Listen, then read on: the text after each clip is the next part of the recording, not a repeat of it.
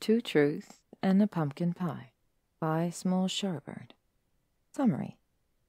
10 years after the war, Hogwarts alumni gather to attend a Halloween masquerade ball, but find that their festivities are upended by none other than Hogwarts' favorite poltergeist, Peeves. Bound to a magic-resistant Veritaserum whose effects only expire at midnight, Ron does the only sensible thing he can and runs to the farthest corner of the castle to stay out of trouble. But trouble finds him.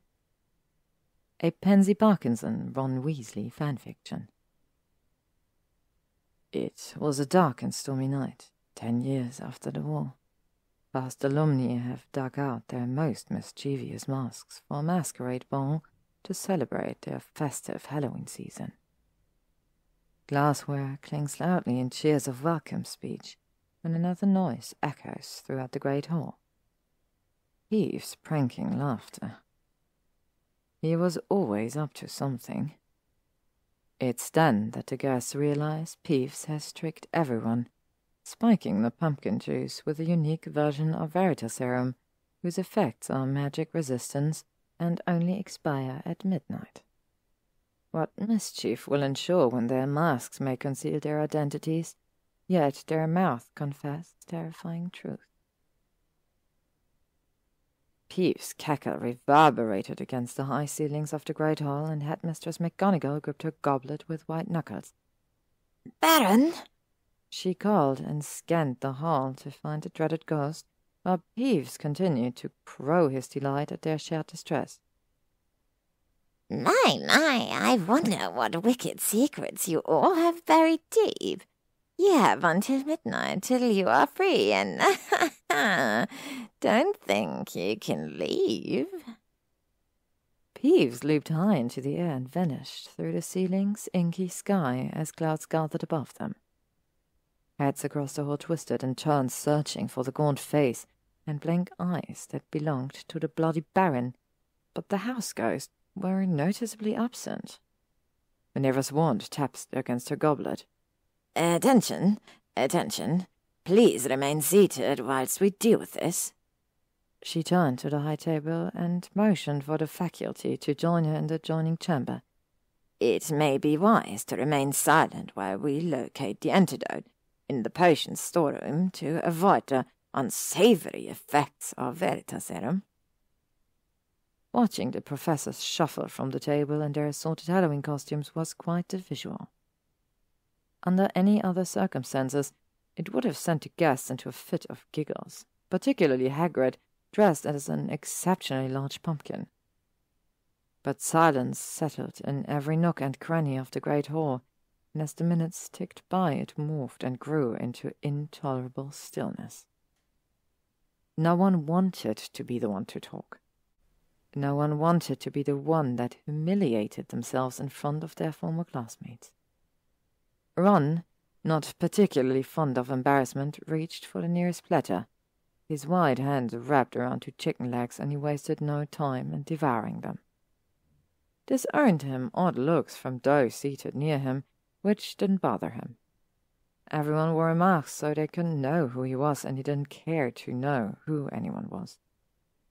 His mask was navy blue and hand-painted, with white and gold checkers. He wore a matching hat that covered his hair, a dead giveaway in what was intended to be a night of anonymity.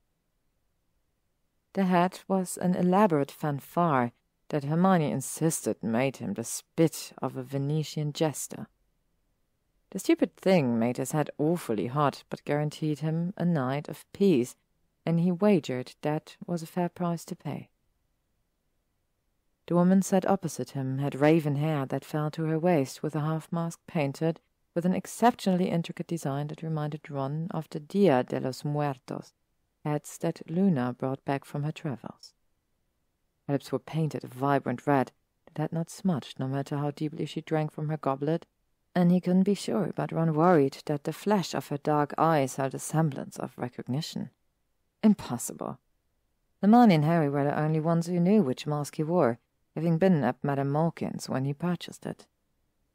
The seating for the masquerade Hallowed Eve's ball had been arranged so that no guest would be seated near a close friend, inter-house intermingling, or some other codswallop that Headmistress McGonagall had written on the invitation.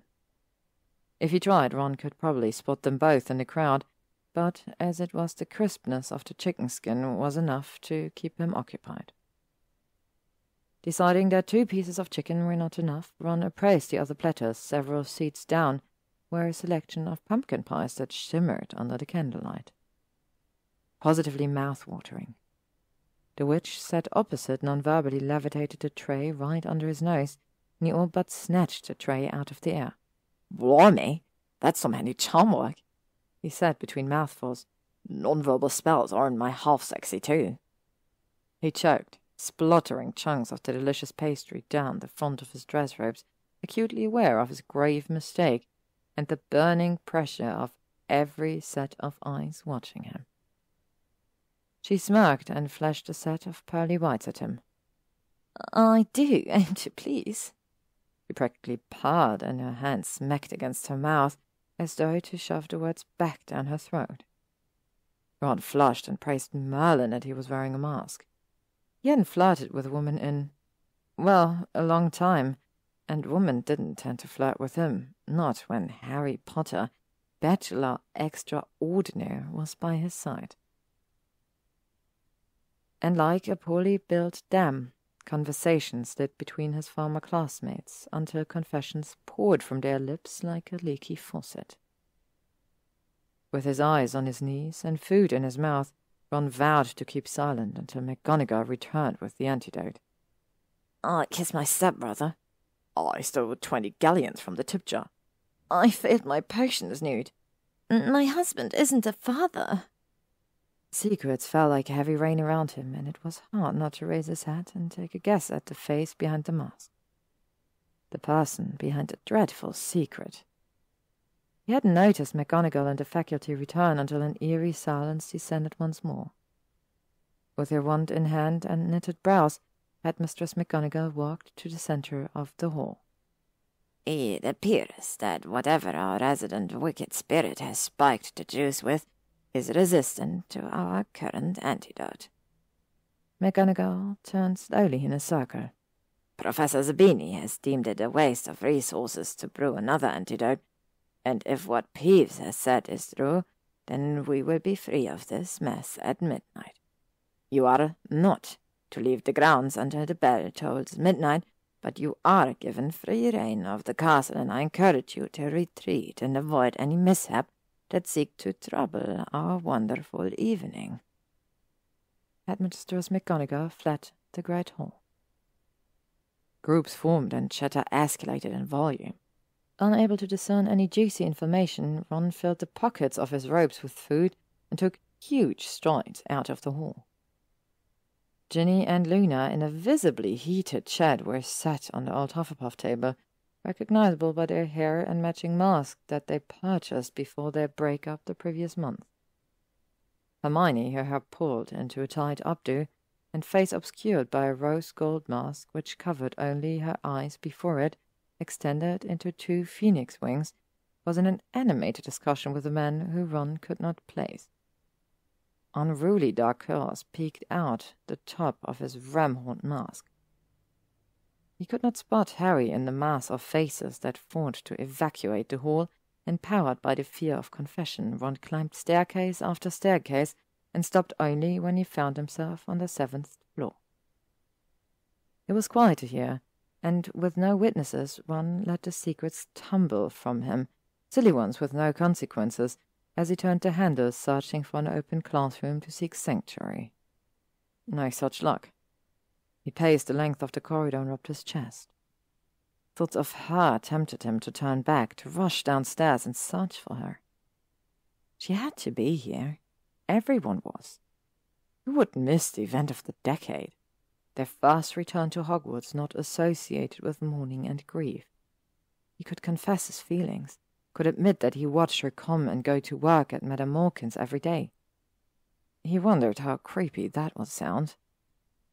Would he get a chance to admit his infatuation blossomed the day she stopped calling him Weasley and started calling him Ronald on her visits to Weasley Wizarding Wheezers?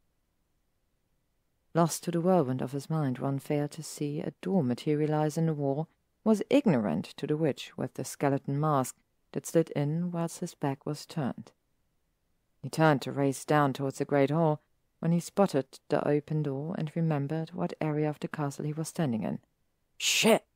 He rushed forwards. The room of requirement? Cursed himself for forgetting such an obvious hideout when he tripped over his own feet in the darkness of the room. He collided with something warm and soft that called him a stupid prat. The room swirled around him. He looked around in surprise as they stood in a replica of his shop. I knew it! He turned and looked questioningly at the witch who levitated him the pumpkin pies that were crushed in his pocket. Ronald! You don't recognize me? She sounded disheartened. I suppose you wouldn't. I was wretched to you for so long. You gave me the best pumpkin pies I've ever had. I'll think we're even, he said, and he meant it. She laughed, and he found himself wanting more of it. Shall we play a game? He gulped. She looked at him the same way he looked at his mom's roast potatoes. Hungry. Have it your way, then. Just be prepared for the consequences if you fail to guess correctly. Her hand hung in the air, and he shook it without contemplating the deal. 3 questions to guess who I am in exchange for 3 secrets. She tilted her head, and he realized she wanted him to go first. Were we in the same year? He blushed furiously underneath his mask for the second time. That night was thankful for wearing one. He had wasted a question. If only Hermione was here to help him. Yes. She circled the till and stopped to face him on the other side. What is the last lie you told? He chuckled. That Hermione's lasagna was the best I've ever had. She smiled at him, her left cheek dimpled. Huh. So the golden girl isn't golden at everything. He shrugged. Are we friends? Had no time to wonder if that was a silly question to ask. I don't know, but I'd like us to be. She nervously fiddled with her necklace. What's your ideal witch? Beautiful, Slytherin, and hates me. He groaned. He hadn't meant to say that, but he had. Whispered a treacherous part of him that was his ideal witch and a perfect description of who he had been pinning over for months. She hummed appreciatively. I don't know what to ask, he admitted. I think you do, Ronald. He froze. Pansy? Is that your guess? He nodded. Do I get one more question? He nodded. Who is the lucky witch that you so clearly fancy? Please don't make me say it, he begged, and his voice cracked. I'm a jealous witch, Ronald Weasley, and I've had my eye on you since March. Pansy moved forward and deftly untied her mask. Now, who is the witch that you fancy? Pansy. He breathed and leaned into her touch as she unmasked him. Pansy Parkinson. Outside, sat under the moonlight by the Black Lake, were 2 mischievous souls with their heads together as they observed a piece of parchment. Mullet's balls. I think my plan worked, Peeves. Told the git all he needed was a push, George exclaimed. He threw his steampunk-inspired mask into the air and reached for his wand before he tapped it against the parchment. Mischief managed. The end. Hello, everyone, and thank you for listening to this wonderful Ronsy story. I really, really hope you enjoyed it. Don't forget to go to the original author and give them some love for this wonderful story. It's, as always, linked in the description. I hope you enjoy your fall so far. I sure do. And I hope you all take care of yourself and that I will see you again tomorrow.